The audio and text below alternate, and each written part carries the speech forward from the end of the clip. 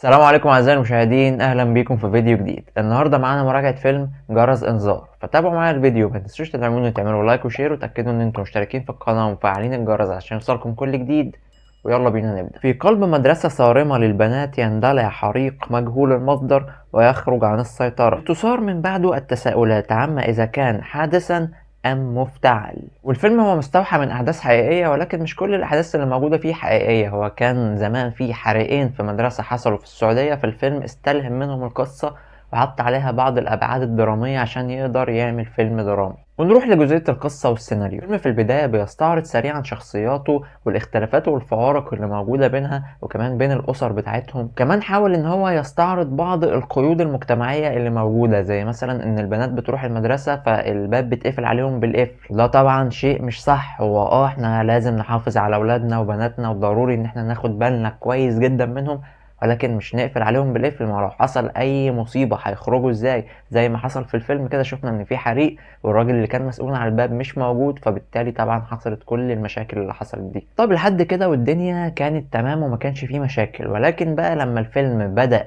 يدخل في صلب القصة بتاعته، بدأ يستعرض الحاجات اللي هو جاي بيقدمها، هنا بقى بدأت الدنيا تبوظ. بداية من محاولة تقديم الكارثة ذات نفسها اللي هي المفروض ان هي الحريق اللي بيحصل، ولكن بعد كده هتلاقي ان الفيلم تبنى وجهة نظر غريبة شوية، حاول يعمل منطقة رمادية نوعا ما، حاول يقدم الموضوع بتاعه بطريقة مختلفة شوية ويبين لك ان الكارثة هل هي موجودة في الحريق ولا الكارثة أصلا موجودة من قبل الحريق ما يحصل. موجودة في تعامل البنات مع بعضهم والعلاقات بينهم والتنمر اللي بيحصل والحاجات اللي كانت موجودة في مشاكل إدارية. شفنا مديرة المدرسة وإزاي إن هي ما بتسمعش للناس ورأيها هو اللي صح بس. فالفيلم حاول يستعرض إن الكارثة أساسا كانت موجودة من قبل الحريق، ولكن هو بسبب الحاجات اللي كانت موجودة أدت لأن يكون في حريق ويكون في ضحايا للحريق ده. طيب هل بقى الفيلم نجح في تقديم وجهة نظره دي؟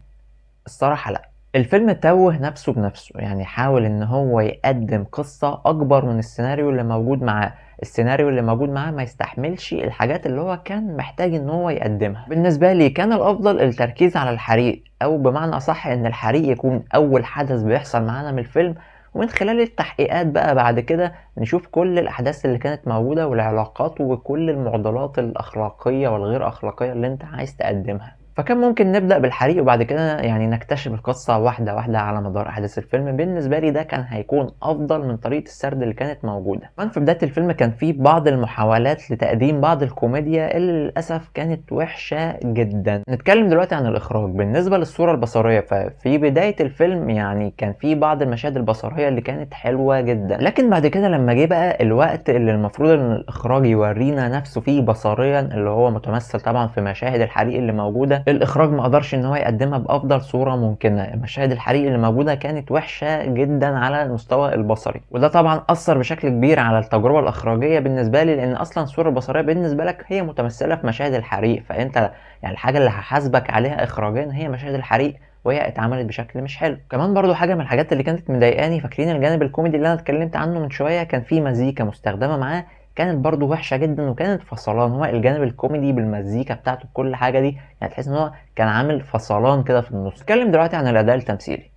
لو في حاجة سيئة احنا اتكلمنا عنها سابقا طول أحداث الفيديو، فهي بالتأكيد مش أسوأ من الأداء التمثيلي اللي كان موجود. مش عايز برضو أكون بتحامل على الناس اللي موجودة لأن معظمهم بنات ولسه وجوه جديدة، ولكن يعني الأداء التمثيلي اللي كان موجود كان وحش جدا الحقيقة. شخصيات كتير كانت موجودة معانا كان ليها مساحة وكان قدامها تحديات تمثيلية إن هي تقدر تبرع فيها تمثيليا، ولكن اللي حصل ان الاداء التمثيلي كان وحش والتحديات دي ما اتعملتش بافضل صوره ممكنه. والاداء التمثيلي عموما هو سيء من كل الشخصيات، سواء الوجوه الجديده اللي هم المفروض البنات الصغيرين او حتى الناس الكبيره اللي كانت موجوده، برضو ادائهم التمثيلي ما كانش افضل حاجه. وده برضو نقدر نعيب فيه على الاخراج ان هو ما قدرش يوجه الناس دي بافضل صوره ممكنه ويعصرهم اخراجيا ويطلع منهم بافضل اداء تمثيلي موجود. تقييمي للفيلم هو 4/10. الفيلم تاوه نفسه بنفسه وحط ابعاد كتير للقصه هو مش قدها، والسيناريو اللي بيناقشه مش قد القصة دي، بجانب الإخراج اللي فشل في تقديم أهم حاجة بالنسبة له وهي مشاهد الحريق، بجانب برضو الأداء التمثيلي اللي كان سيء جدا. فالفيلم ده بالنسبة لي هو أسوأ فيلم سعودي أنا شفته لغاية دلوقتي. وبس كده أعزائي المشاهدين، كنت خلص فيديو النهاردة. ما تنسوش تدعموني وتعملوا لايك وشير، وتأكدوا إن انتم مشتركين في القناة ومفعلين الجرس عشان يوصلكم كل جديد. وأشوفكم تاني في فيديوهات جاية كتير إن شاء الله. سلام عليكم.